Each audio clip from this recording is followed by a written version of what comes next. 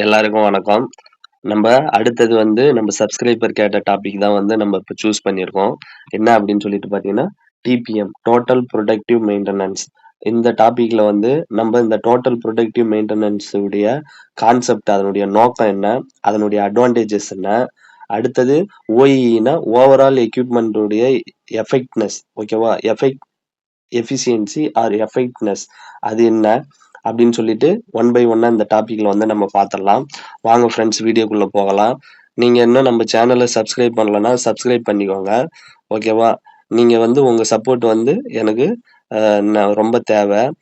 ஏதாவது நீங்க கமெண்ட் செக்ஷன்ல நீங்க உங்களுக்கு தேவையானதை நீங்க கேட்கணும்னா கேட்கலாம். ஓகேவா? Thank you friends. வாங்க வீடியோக்குள்ள போகலாம். டிபிஎம் டோட்டல் ப்ரொடக்டிவ் மெயின்டெனன்ஸ் இதனுடைய கான்செப்ட் என்ன சொல்றாங்க அப்படின்னு சொல்லிட்டு பார்த்தலாம்.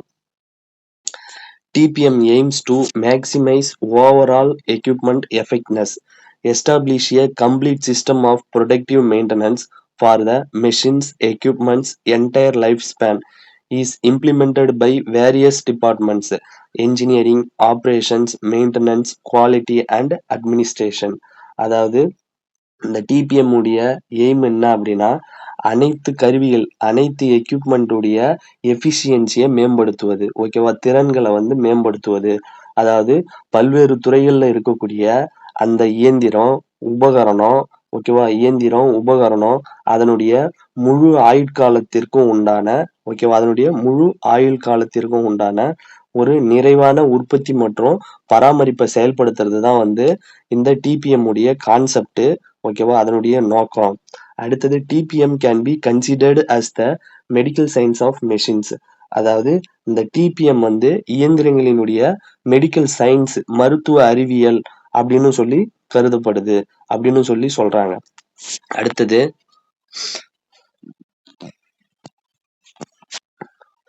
TPM involves every single employee from top management to all the operators on the shop floor.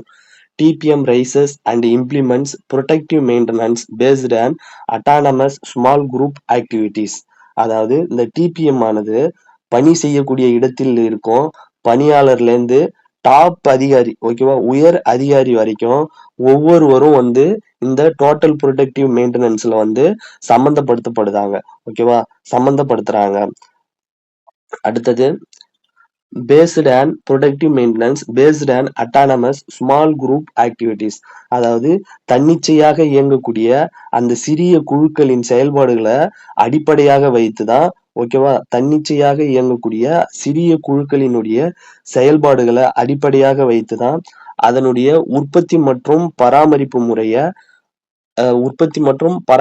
முறைய செயல்படுத்துறதுக்கு இந்த டிபிஎம் உதவுது அப்படின்னு சொல்லி சொல்றாங்க.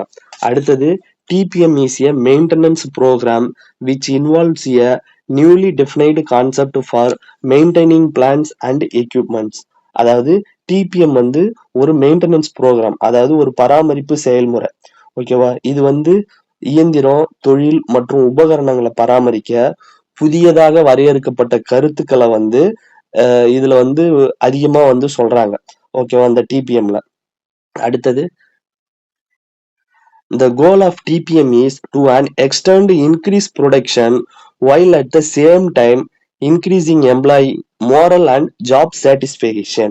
அதாவது டிபிஎம்னுடைய கோல், அதனுடைய குறிக்கோள் என்னன்னா, உற்பத்தி அளவை அதிகரிக்கணும், at the same time labour, அதாவது எம்ப்ளாயிஸினுடைய மோரல் அப்படின்னா மன உறுதி, ஓகேவா, அதனுடைய எம்ப்ளாயினுடைய மன உறுதி மற்றும் ஜாப் சாட்டிஸ்பிகேஷன் அப்படின்னா பணி திருப்தியை அதிகப்படுத்துவது. இதுதான் டிபிஎம் உடைய கோல் அப்படின்னு சொல்லி சொல்றாங்க. அடுத்தது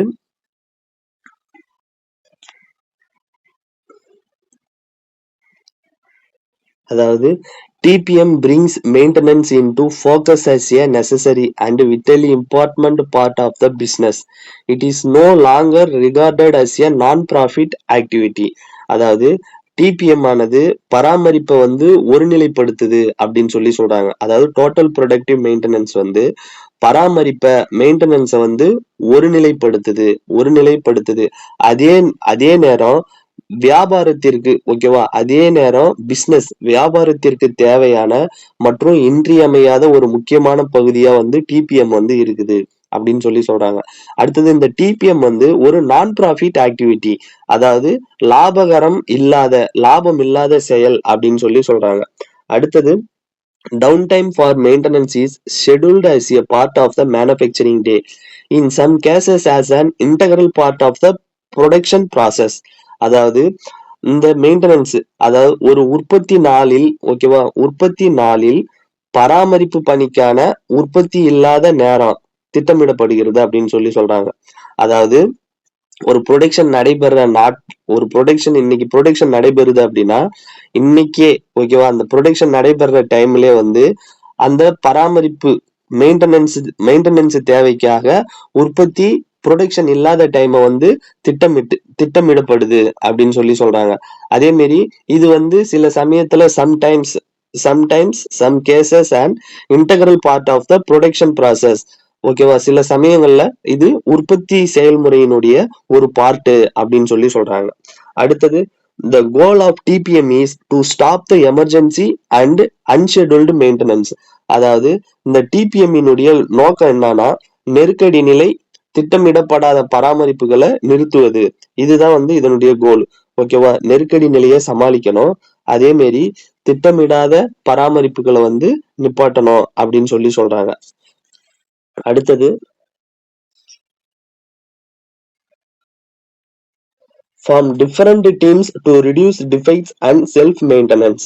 அதாவது பல குழுக்களை ஓகேவா, டிஃபரண்ட் டீம்ஸ் அப்படின்னா பல குழுக்களை வந்து உருவாக்கி அந்த மெயின்டெனன்ஸ்ல இருக்கக்கூடிய குறைபாடுகள் மற்றும் அந்த இயந்திரத்தை வந்து எப்படி வந்து ஒரு ஆப்ரேட்டரே வந்து அதை எப்படி வந்து பராமரிக்கிறது அப்படின்னுட்டு இது எல்லாத்தையும் வந்து சொல்லி தந்து அதுல வரக்கூடிய டிஃபெக்ட்ஸை வந்து குறைக்கணும் அப்படின்னு சொல்றாங்க. குறைக்கிறது தான் எப்படின்னு சொல்றாங்க. ஓகேவா, இதனுடைய அட்வான்டேஜஸ்: அவாய்ட்ஸ் வேஸ்டேஜ் இன் குயிக்லி சேஞ்சிங் எக்கனாமிக் என்வரான்மெண்ட். அதாவது எக்கனாமிக் என்வரான்மெண்ட் அப்படின்னா பொருளாதார சூழ்நிலை. ஓகேவா, என்வரான்மெண்ட் அப்படின்றது வந்து ஒரு பொருளாதார சூழ்நிலை. அதாவது அவாய்ட் வேஸ்டேஜ் இன் குயிக்லி சேஞ்சிங் எக்கனாமிக் என்வரான்மெண்ட், விரைவாக மாறக்கூடிய பொருளாதார சூழ்நிலைகளை நம்ம கருத்தில் கொண்டு வேஸ்டேஜ் ஏற்படுவதை வந்து நம்ம தடுக்கணும் அப்படின்னு சொல்றாங்க.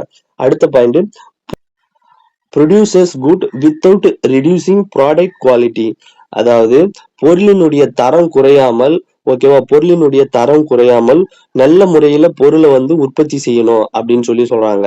அடுத்தது ரிடியூஸ் மெயின்டெனன்ஸ் காஸ்ட், இதனுடைய பராமரிப்பு செலவு வந்து குறைவு அப்படின்னு சொல்றாங்க. அடுத்தது producers a low batch quantity at the earliest possible time.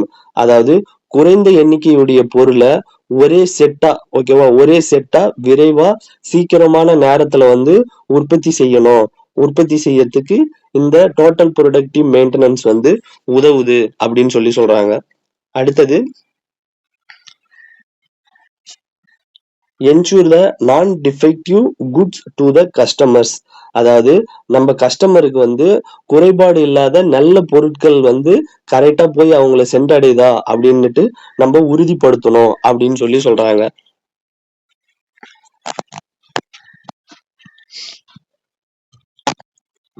அடுத்தது ரிடியூஸ் கஸ்டமர் கம்ப்ளைண்ட். அதாவது வாடிக்கையாளர்ல இருந்து வரக்கூடிய அந்த கம்ப்ளைண்ட வந்து நம்ம வந்து கரெக்டா வந்து பதில் அளிச்சு அதுல வரக்கூடிய அந்த கம்ப்ளைண்ட் வந்து நம்ம குறைக்கிறதுக்கு வந்து இதுல வந்து நடவடிக்கை எடுக்க முடியும் அப்படின்னு சொல்றாங்க. அடுத்தது ரிடியூஸ் ஆக்சிடென்ட், விபத்து வந்து குறைக்கப்படுது. ஃபாலோ பொல்யூஷன் கண்ட்ரோல் மெஷர்ஸ், அதாவது மாசுக்களை வந்து கட்டுப்படுத்துறதுக்கு வந்து நடவடிக்கை வந்து எடுக்கிறதுக்கு பின்பற்றதுக்கும் இது வந்து உதவுது. Favourable change the attitude of the operator. அதாவது ஆப்ரேட்டரினுடைய ஆட்டிடியூட் அப்படின்னா அவருடைய அணுகுமுறையில வந்து ஒரு சாதகமான மாற்றத்தை வந்து ஏற்படுத்துறதுக்கு வந்து இது வந்து உதவுது. இதுதான் வந்து டோட்டல் ப்ரொடக்டிவ் மெயின்டெனன்ஸ் உடைய அட்வான்டேஜ். ஓகேவா, அடுத்தது OEE.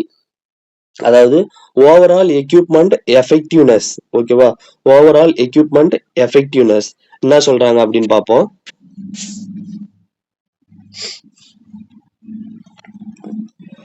Overall equipment effectiveness is a concept utilized in a lean manufacturing implementation.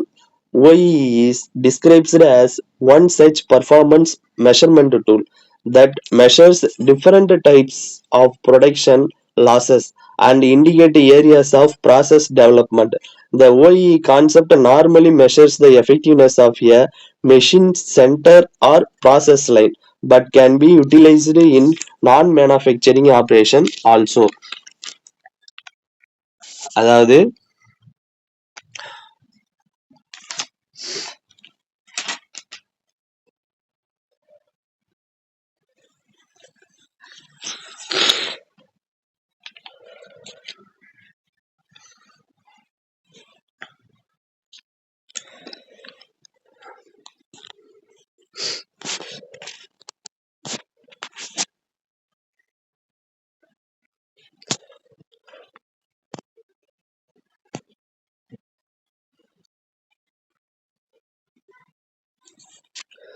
Overall equipment effectiveness, அதாவது ஒட்டுமொத்த உபகரணங்களினுடைய எக்யூப்மெண்ட்னா உபகரணம், அதனுடைய உற்பத்தி திறன்கள் வந்து எப்படி இருக்கு அப்படின்றது தான் வந்து இந்த ஓஇஇ.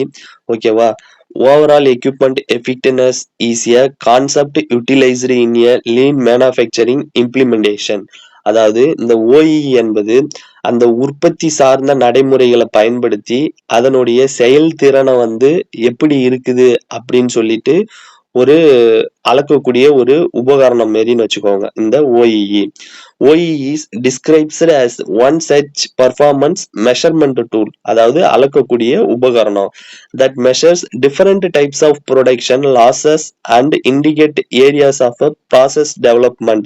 அதாவது பல்வேறு வகையான உற்பத்தி சார்ந்த உபகரணங்களினுடைய வளர்ச்சிக்கு வந்து இது வந்து உதவுது அப்படின்னு சொல்லி சொல்றாங்க.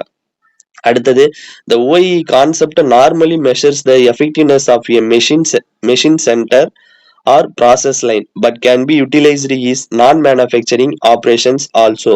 அதாவது பொதுவா வந்து ஓஇனுடைய கான்செப்ட் என்னன்னா இயந்திரம், அப்படி இல்லைன்னா இயந்திரம் அல்லாத, ஓகேவா, இயந்திரம் மற்றும் அதனுடைய செயல்முறையின் தொடரினுடைய விளைவுகளை வந்து அளக்கிறதுக்கு வந்து இது வந்து உதவுது அப்படின்னு சொல்லி சொல்றாங்க.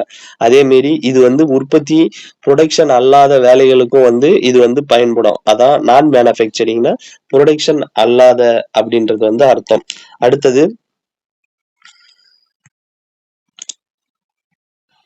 இந்த high level formula for the lean manufacturing OEE.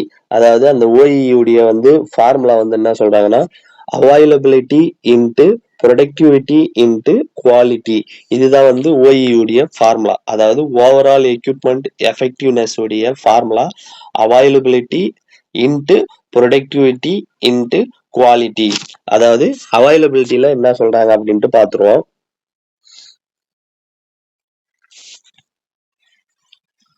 Availability.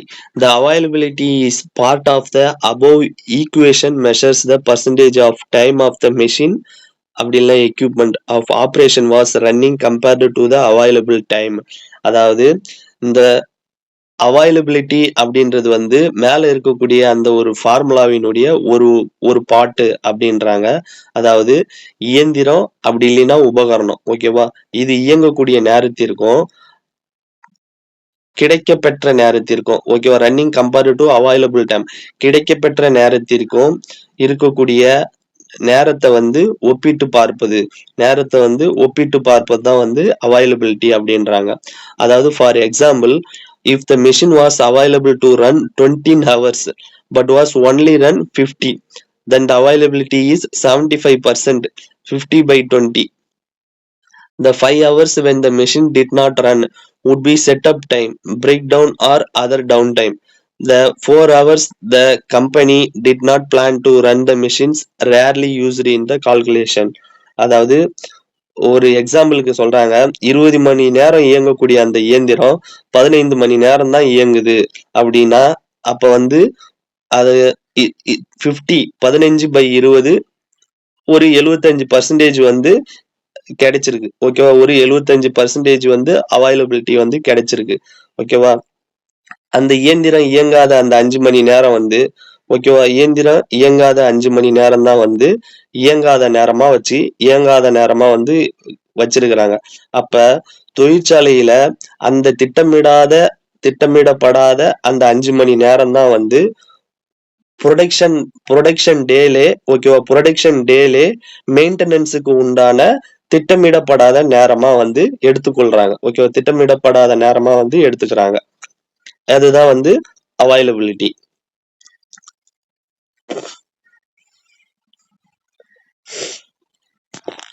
அடுத்தது வந்து performance. The performance part of the equation measures the running speed of the operation compared to its maximum capability, often called the rate speed. For example, அதாவது பர்ஃபார்மன்ஸ்ல வந்து performance என்ன சொல்றாங்கன்னா, ஒரு வேலையில வந்து மெஷினோ அப்படி இல்லைன்னா ஆப்ரேட்டரோ ஓகேவா? இயந்திரமோ அல்லது ஒரு பணியாளரோ அதுல இயங்கக்கூடிய வேகம் ஓகேவா? இயங்கக்கூடிய வேகம் மற்றும் அதிகபட்சம் அதிகபட்சம் இயங்கக்கூடிய திறன் 2யும் ஒப்பிட்டு பார்ப்பதுதான் வந்து அதாவது ஒரு வேலையில இயந்திரம் அல்லது பணியாளர் இயங்கக்கூடிய வேகம் மற்றும் அதிகபட்ச திறன் 2யும் ஒப்பிட்டு பார்க்கிறது தான் வந்து பர்ஃபார்மன்ஸ் அப்படின்னு சொல்லி சொல்றாங்க. For example, if a machine produced 18 pieces per hour while running, but the capability of the machines 100, then the performance 80%, 18 by 100. The concept can be used multiple ways depending in the capability of number. For example, the machine might be capable of producing 100 pieces per hour with the perfect part but only 85 on that particular order. When the capability of 100 is used for the calculation, the result is more a measure of facility OEE. அதாவது அந்த machine வந்து ஒரு மணி நேரத்திற்கு வந்து கரெக்டா அளவு இருக்கிற மாரி ஒரு 100 பொருட்களை வந்து உற்பத்தி செய்யும் திறன் பெற்றிருந்தாலும் நமக்கு கிடைத்த ஆர்டர் என்னவோ 85 தான். ஓகேவா? நமக்கு கிடைத்த ஆர்டர் என்னவோ 85 தான்.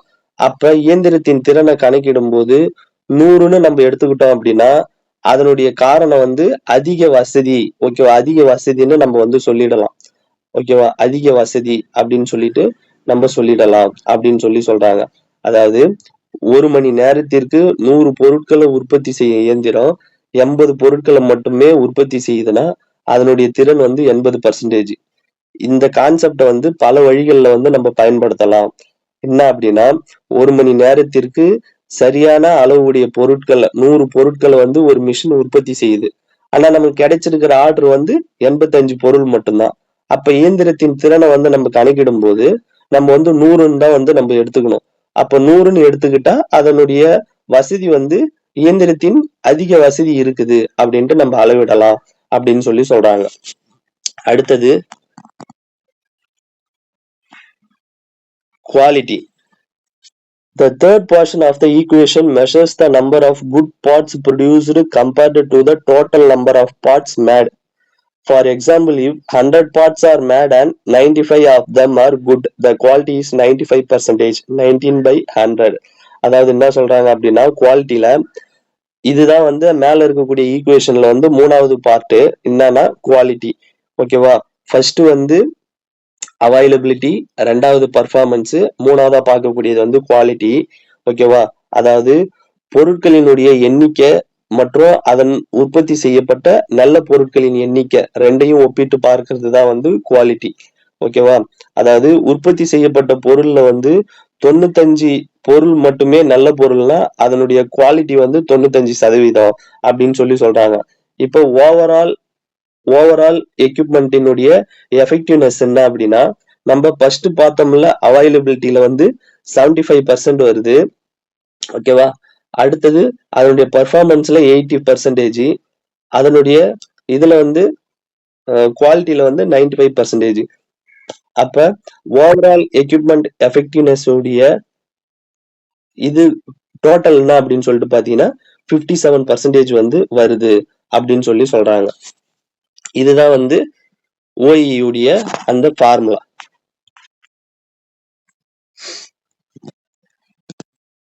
அடுத்தது அட்டானமஸ் மெயின்டெனன்ஸ்.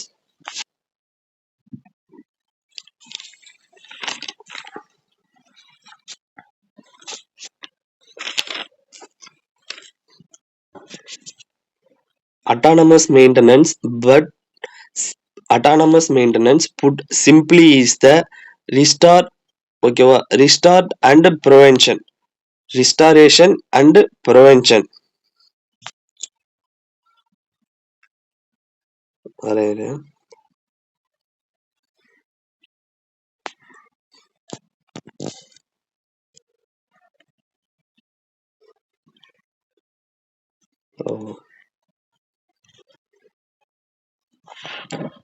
அதாவது autonomous maintenance. Autonomous maintenance, put simply, is the restoration and prevention accelerated deterioration and has a major positive effect on OEE. It is step-by-step improvement process rather than production teams taking overall maintenance task. ஓகேவா, அதாவது என்ன சொல்றாங்க அப்படின்னா autonomous மெயின்டெனன்ஸ்ல தன்னாட்சி பராமரிப்பு. ஓகேவா, autonomous அப்படின்னா தன்னாட்சி அப்படின்றது அர்த்தம். தன்னாட்சி பராமரிப்பு என்பது மிஷினோ இல்ல உபகரணங்களோ பயன்படுத்த இயலாத, ஓகேவா, மிஷின்லயோ இல்ல உபகரணங்கள்லயோ பயன்படுத்த இயலாத பிரச்சனைகளை மறுசீரமைப்பு செஞ்சு, ஓகேவா, மறுசீரமைப்பு அல்லது மீட்டெடுப்பது, ப்ரிவென்ஷனா இல்லது தடுப்பது, ஓகேவா, தடுப்பது. இதுதான் அட்டானமஸ் மெயின்டெனன்ஸ். ஓகேவா, இப்படி நம்ம செய்யறதுனால overall effectiveness, overall equipment effectiveness, இதுல ஒரு ஒரு தாக்கம், ஓகேவா, ஒரு தாக்கம், அதாவது ஒரு விளைவு, ஒரு தாக்கமான விளைவுகளை இது ஏற்படுத்தும் அப்படின்னு சொல்றாங்க அட்டானமஸ் மெயின்டெனன்ஸ். அதாவது மெஷின் இல்ல உபகரணம் பயன்படுத்த இயலாத, ஓகேவா, பயன்படுத்த இயலாத பிரச்சனைகளை மறுசீரமைப்பு அல்லது மீட்டெடுப்பது அல்லது தடுப்பது. இதுதான் அட்டானமஸ் மெயின்டெனன்ஸ் அப்படின்னு சொல்றாங்க. அடுத்தது, இது உற்பத்தி குழுக்கள் பராமரிப்பு பணியில மெயின்டெனன்ஸ்ல ஈடுபடுத்துவதற்கு மாறாக செயல்முறையில படிப்படியான முன்னேற்றத்தை ஏற்படுத்தும் அப்படின்னு சொல்றாங்க. அதே மாதிரி understanding the equipment functions and safety risk, உபகரணங்களினுடைய செயல்பாடுகள் மற்றும் பாதுகாப்பு அபாயங்களை நம்ம புரிஞ்சுக்கிறதுக்கு இது ஒரு நல்ல ஒரு இதா இருக்கும் அப்படின்னு சொல்றாங்க. த 7 ஸ்டெப்ஸ் ஆஃப் அட்டானமஸ் மெயின்டெனன்ஸ், அதாவது அட்டானமஸ் மெயின்டெனன்ஸ் எப்படி நம்ம கடைபிடிக்கணும், மேற்கொள்ளணும் அப்படின்னுட்டு இதுல ஒரு 7 ஸ்டெப் கொடுத்துருக்குறாங்க. அதை நம்ம என்னென்ன அப்படின்னு சொல்லிட்டு பார்த்துருவோம். ஃபர்ஸ்ட் இனிஷியல் கிளீனிங், அதாவது ஆரம்ப நிலையில நம்ம சுத்தம் செய்வது தான் initial cleaning. Initial inspection and registration, அதாவது detect problem of lives and restore the original state. அதாவது நம்ம மெஷின்ல, ஓகேவா, நம்ம மெஷின்ல இருக்கக்கூடிய பிரச்சனைகளை நம்ம கண்டறிந்து அவற்றை ஆரம்ப நிலையிலேயே சரி செய்து நல்ல நிலைக்கு கொண்டு வர்றது அப்படின்றது தான் டிடெக்ட் ப்ராப்ளம். அடுத்தது, ஸ்டார்ட் மேனேஜிங் லைன் அட்டானமஸ்லி, அதாவது தன்னாட்சி, அட்டானமஸ்னா தன்னாட்சி, அந்த தன்னாட்சி ஒரு லைன்ல தன்னாட்சி தொடரை கடைபிடிக்கிறதுக்கு ஆரம்பிப்பது. அதாவது ஒரு 5S கான்செப்ட், ஒரு மைனர் ஸ்டாப்ஸ், குவாலிட்டி, இது எல்லாமே அதுல இருக்கணும் அப்படின்றாங்க. அடுத்தது, create and perform temporary cleaning lubrication producers, அதாவது நம்ம டெம்பரவரியா கிளீன் பண்றதுக்கும், லூப்ரிகேஷன்னா உயவு எண்ணெய், அதாவது எந்தெந்த இடத்துல உயவு எண்ணெய்கள் விடுறது, எங்க கிளீன் பண்றது அப்படின்னுட்டு நம்ம அதை கிரியேட் பண்ணி, ஓகேவா, அதை டெம்பரவரியா கிரியேட் பண்ணி அதுல நம்ம கரெக்டா பர்ஃபார்ம் பண்ணணும் அப்படின்னு சொல்றாங்க. அடுத்தது, சோர்ஸ் ஆஃப் கண்டாமினேஷன். அடுத்தது, source of contamination and hard to reach areas, அதாவது என்ன சொல்றாங்க அப்படின்னா அந்த மாசு, கண்டாமினேஷன் அப்படின்றதுனா ஒரு தூசுகள் அப்படின்லாம் இல்ல மாசு அந்த மாரி, அதாவது மாசுபாடு எங்க மாசு அடையுது அப்படின்ட்டு அந்த மூல காரணம், ஓகேவா, மூல காரணத்தை கண்டுபிடிச்சு அது எளிதில் எங்க சென்றடையுது அப்படின்னு சொல்லிட்டு நம்ம பார்க்கணும். அதாவது source of contamination and to hard reach areas, மாசுபாட்டின் மூல காரணம் எங்க எளிதில் சென்றடையக்கூடிய பகுதி, இது ரெண்டுத்தையும் நம்ம கண்டுபிடிக்கணும்ன்றாங்க. கண்டுபிடிச்சு அதை சால்வ் பண்ணணும். Solve source of contamination and hard to reach clear, cleaning, inspection, lubrication.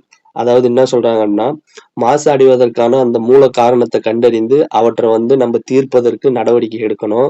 அதே மாரி மாசுக்கள வந்து நம்ம தெளிவாக அடையாளம் காண்பிக்கிறதுக்கு, மாசுக்கள நம்ம தெளிவா வந்து அடையாளம் காண்றதுக்கு சுத்தம் செய்யணும். ஓகேவா? சுத்தம் செய்யணும்.